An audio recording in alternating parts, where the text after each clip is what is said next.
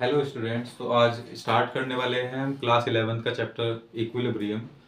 Chapter के नाम को डिस्कस करने से पहले हमें ये पता लग जाना चाहिए कि एक्चुअल में रिएक्शंस हमारी हैं कितने टाइप की, तब हम इक्विलिब्रियम पे जाएंगे। तो अगर हमें इक्विलिब्रियम पढ़ना है, पहले हमें ये जान लेना है कि रिएक्शन कौन कौन से टाइप की हो सकती हैं। तो एक हमारे पास आती है पहली इरिवर्सिबल रिएक्शंस,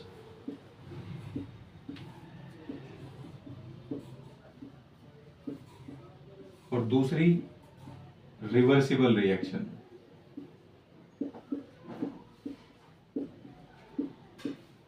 अब ये इरिवर्सिबल रिएक्शंस कौन सी होती हैं? ऐसी रिएक्शन जो सिर्फ और सिर्फ एक ही डायरेक्शन में होंगी, मतलब फॉरवर्ड डायरेक्शन में होंगी, ऐसी रिएक्शन क्या कहलाएंगी? Irreversible reactions कहलाएंगी। मतलब हमने कहा कि हमारे पास ए और बी दो रिएक्टेंट हैं और हमने इसको ट्रीट करा के सी और डी बना लिया। मतलब ये रिएक्शन सिर्फ और सिर्फ एक डायरेक्शन में हो रही है, फॉरवर्ड डायरेक्शन में हो रही है। ऐसी रिएक्शन क्या कहलाएगी? इरिवर्सिबल रिएक्शन कहलाएगी। एक ही डायरेक्शन में होने वाली रिएक्शंस कैसी हैं? इरिवर्सिबल रिएक्शंस हैं। ठीक है। दूसरी साइड हम देख रहे हैं दूसरी रिवर्सिबल रिएक्शंस।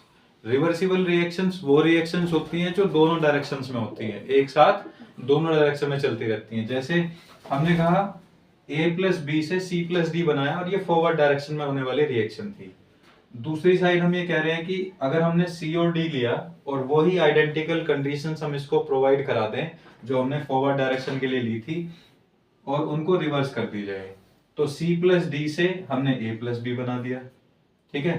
तो ऐसी कंडीशन में ये रिएक्शन कैसी होगी? Reversible reaction. मतलब रिवर्सिबल रिएक्शंस वो रिएक्शंस हैं जो साथ साथ दोनों डायरेक्शन में चलती रहती हैं। A प्लस बी से C प्लस डी बनता रहेगा और C प्लस डी से अगेन रिवर्स होके A प्लस बी बनते रहेंगे।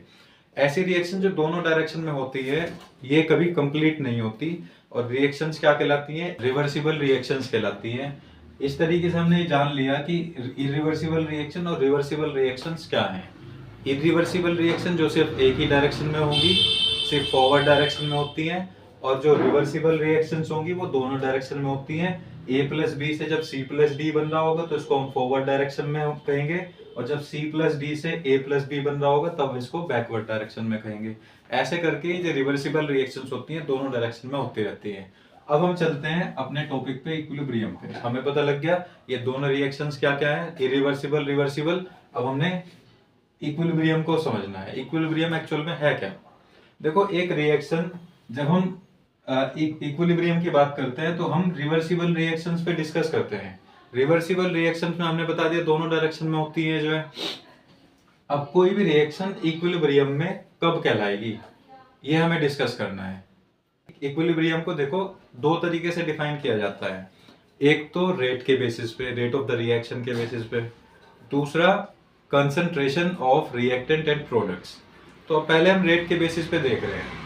फॉर एग्जांपल हमने कहा a प्लस बी से हमने c प्लस डी बनाया, a प्लस बी से हमने c प्लस डी बनाया और चेक कर लिया कि इस रिएक्शन में इसका रेट क्या रहा। रेट मतलब स्पीड ऑफ द रिएक्शन। अब हमने कहा a प्लस बी से हम c प्लस डी बना रहे हैं, रेट चेक कर लिया हमने कि इस रेट से रिएक्शन हो रही है। रेट मतलब स्पीड ऑफ द रिएक्शन।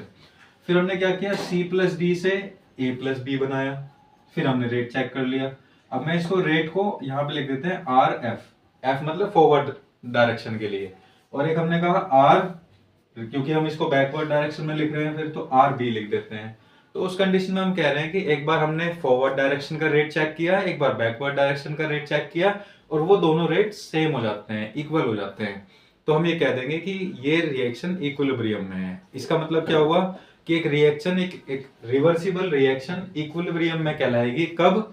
जब उसका फॉरवर्ड डायरेक्शन का जो रेट होता है और जो बैकवर्ड डायरेक्शन का जो रेट होता है दोनों इक्वल हो जाएंगे। मतलब रेट ऑफ फॉरवर्ड डायरेक्शन और रेट ऑफ बैकवर्ड के लिए जब फॉरवर्ड रिएक्शन का रेट बैकवर्ड रिएक्शन के रेट के इक्वल हो जाता है तो हम कह देंगे रिएक्शन इक्विलिब्रियम में है। तो एक तो हमने कंडीशन बता दी इक्विलिब्रियम के लिए, कौन सी? रेट के बेसिस पे। दूसरा जो हम इक्विलिब्रियम डिफाइन करते हैं वो किसके बेसिस पे करते हैं? इनकी कंसंट्रेशंस के बेसिस पे। ठीक है।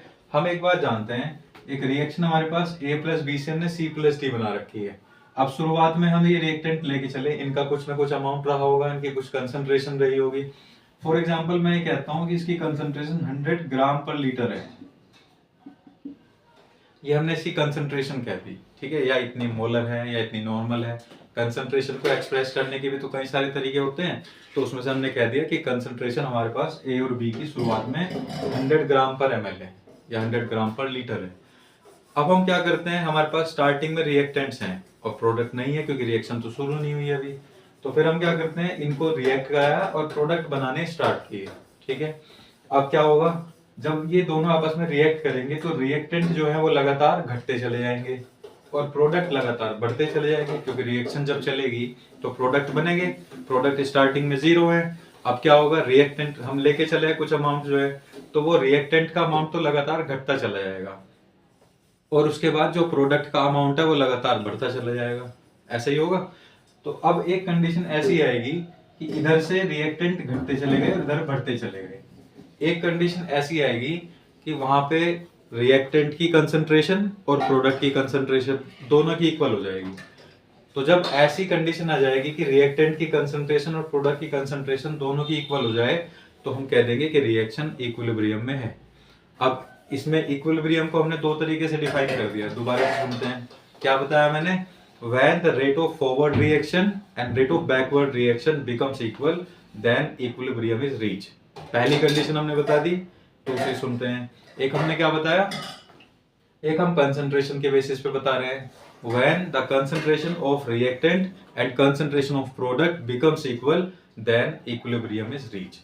तो ये दोनों कंडीशन ने बता दी इक्विलिब्रियम के लिए है। ये इक्विलिब्रियम रेट के बेसिस पे भी डिफाइन किया जाता है, इक्विलिब्रियम कंसंट्रेशन के बेसिस पे भी डिफाइन किया जाता है।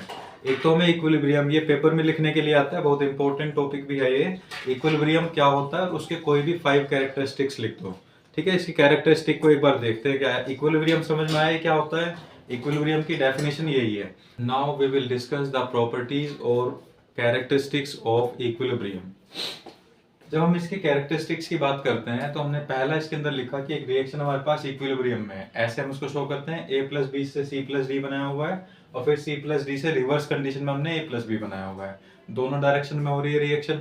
तो इसमें जो हमने सिंबल यूज किया हुआ है इसको हम क्या कह रहे हैं, half arrows, double half arrows. अब ये जो डबल हाफ एरोज हैं वो क्या शो करते हैं, इक्विलिब्रियम को शो करते हैं। हमने देखो यही वाला लिखा हुआ है, double half arrows indicate that the forward and backward reactions are going on simultaneously। मतलब जो फॉरवर्ड डायरेक्शन में रिएक्शन हो रही है, बैकवर्ड डायरेक्शन में रिएक्शन हो रही है, वो दोनों साथ साथ चल रही हैं। तो एक तो कैरेक्टर इसका ये हुआ, ये जो हमारे पास डबल हाफ एरो है वो किस बात को शो कर रहा है कि फॉरवर्ड डायरेक्शन में भी रिएक्शन और बैकवर्ड डायरेक्शन में भी रिएक्शन दोनों साथ साथ चल रही हैं। सेकेंड कैरेक्टर हमने क्या लिखा हुआ है, when the rate of two opposing processes becomes equal it is said that equilibrium has reached। मतलब जब ये फॉरवर्ड डायरेक्शन का जो रेट है और बैकवर्ड डायरेक्शन का जो रेट होता है दोनों इक्वल हो जाएंगे। मतलब अगर मैं कह रहा हूं कि हमारे पास फॉरवर्ड डायरेक्शन के लिए मैंने रेट को हम आर से शो करते हैं, फॉरवर्ड डायरेक्शन के लिए मैंने आर एफ कह दिया, और दूसरा जो बैकवर्ड डायरेक्शन का रेट को हम आर से शो कर रहे हैं, बैकवर्ड के लिए मैंने बी कह दिया। तो हम इसमें कह रहे हैं कि फॉरवर्ड डायरेक्शन का रेट और बैकवर्ड डायरेक्शन का रेट जब दोनों इक्वल हो जाएंगे तब इक्विलिब्रियम की कंडीशन रीच, ठीक है। तो अब हम ये कह रहे हैं कि फॉरवर्ड डायरेक्शन का रेट और बैकवर्ड डायरेक्शन का रेट जब दोनों इक्वल हो जाते हैं तब भी हम कह देंगे कि इक्विलिब्रियम की कंडीशन बन चुकी है, ठीक है। यही हमने लिखा हुआ है, when the rate of to opposing processes becomes equal it is said that equilibrium has reached.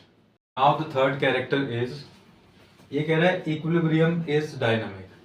Equilibrium जो है वो डायनामिक होता है। इसका मतलब क्या है, क्योंकि जब हम इक्विलिब्रियम रिएक्शन कह रहे हैं तो हम ये नहीं कह रहे हैं कि मतलब कि अगर रिएक्शन इक्विलिब्रियम में आ चुकी है तो वो रुक जाएगी। मतलब रिएक्शन फिर भी चलती रहती है, फॉरवर्ड में भी चलती रहती है, बैकवर्ड में भी डायरेक्शन में चलती रहती है। इसका मतलब जो इक्विलिब्रियम कंडीशन है वो डायनामिक है, मतलब वो लगातार मूवमेंट में है, ठीक है। रिएक्शन लगातार चलती रहेगी और कंडीशन इक्विलिब्रियम की बनी रहेगी। इसका मतलब रेट ऑफ फॉरवर्ड डायरेक्शन और rate of backward direction same ही रहेंगे और रिएक्शन चलती रहेगी, ठीक है। इसीलिए इक्विलिब्रियम को क्या कहा गया, डायनामिक कहा गया है। नेक्स्ट कैरेक्टर आता है हमारे पास फोर्थ, हमें कह रहे हैं when the equilibrium is reached temperature, pressure, concentration etcetera of the system becomes constant and they do not change with time. मतलब क्या हुआ कि जब कोई भी रिएक्शन इक्विलिब्रियम में आ चुकी है, इसका मतलब है कि उसका जो टेम्परेचर है, उसका जो प्रेशर है, उसकी जो कंसंट्रेशन है, ये सब क्या हो जाएंगी, कांस्टेंट हो जाएंगी। ठीक है, यही हमने लिखा हुआ है, टेम्परेचर, प्रेशर, कंसंट्रेशन सब क्या हो जाती हैं, कांस्टेंट हो जाती हैं और फिर टाइम के साथ में चेंज नहीं होती हैं। अगर एक रिएक्शन इक्विलिब्रियम में आ चुकी है, ये सब कंडीशंस जो टेम्परेचर, प्रेशर, कंसंट्रेशन की हैं, वो क्या हो जाएंगी, कांस्टेंट हो जाती हैं और टाइम के साथ में चेंज नहीं होती हैं। नेक्स्ट कैरेक्टर हमने क्या बताया, the mixture of the reactant and products in equilibrium state is called equilibrium mixture. मतलब एक रिएक्शन जब हमने इक्विलिब्रियम में बता दी, तो रिएक्टेंट जो है और जो प्रोडक्ट है उनका मिक्सचर, रिएक्टेंट और प्रोडक्ट का जो मिक्सचर है उसको हम क्या कह रहे हैं, इक्विलिब्रियम मिक्सचर कह रहे हैं। इस तरीके से ये इक्विलिब्रियम जो है उसके कैरेक्टरिस्टिक्स होते हैं, इंपॉर्टेंट हैं, बहुत इंपॉर्टेंट है। पेपर में जो बता दूंगा वही आएगा, इसलिए याद कर लेना इसको, इक्विलिब्रियम क्या होता है, इक्विलिब्रियम के कैरेक्टरिस्टिक्स क्या होते हैं। ठीक है, आई थिंक समझ में आया होगा। वीडियो को एक बार दोबारा से देख लेना, नोट जो इसके नोट्स हैं उसको एक बार नोट डाउन कर लेंगे कॉपी में, जो है क्वेश्चन बहुत इंपॉर्टेंट है, तैयार सही तरीके से करेंगे इसको जो है। Thank you.